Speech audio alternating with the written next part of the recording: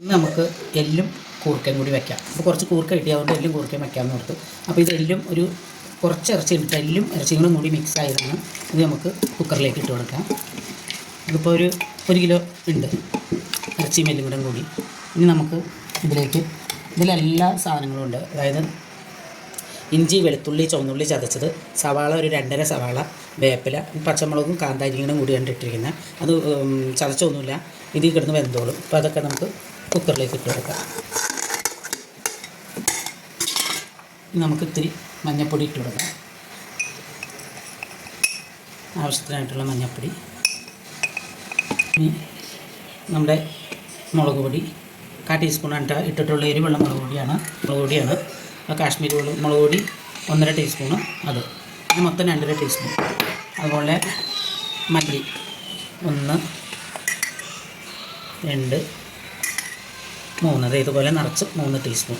പിന്നെ നമുക്ക് കുറച്ച് ഉപ്പിട്ട് കൊടുക്കാം. പാകത്തിനുള്ള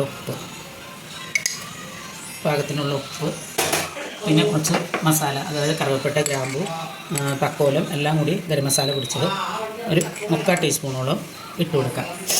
പിന്നെ നമുക്ക് കുറച്ച് ഇഞ്ചി, പച്ചമുളക്, വേപ്പില എല്ലാം ഇട്ടുണ്ട്. കുരുമുളക് പൊടി ഉണ്ട് ഇട്ട് കൊടുക്കാൻ നല്ലതാണ് കേട്ടോ. ഇനി കുറച്ച് വെളിച്ചെണ്ണ നമ്മുടെ കയ്യിലേക്ക് ഒഴിക്കണം. കാരണം കൈ പുകയോ ഈ മുളക് പൊടിയൊക്കെ ഉള്ള കാരണം. എന്നിട്ട് ഈ വെളിച്ചെണ്ണയും കൂടെ ഒഴിച്ചിട്ട് നമ്മൾ നന്നായിട്ട് ഇതൊന്ന് തിരുമ്മി കൊടുക്കുക. നല്ലപോലെ തിരുമ്മി കൊടുത്തിട്ട്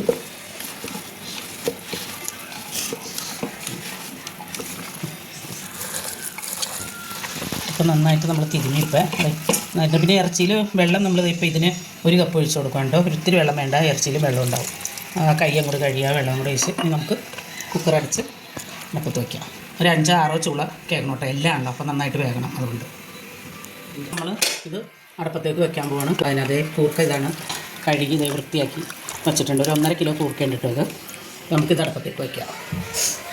ഇതോടെ ഇരിക്കട്ടെ.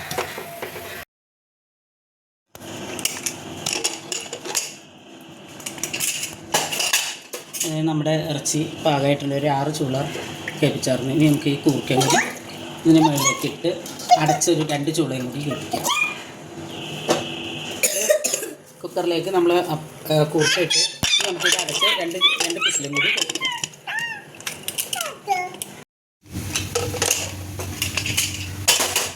അപ്പോൾ കൂർക്ക ഇറച്ചി റെഡി ആയിട്ടുണ്ട്. നമ്മൾക്ക് എന്താ ആയി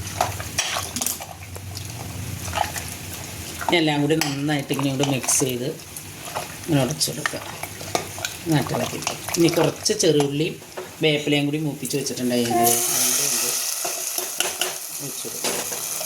ഒന്നും കൂടെ വെക്കുക.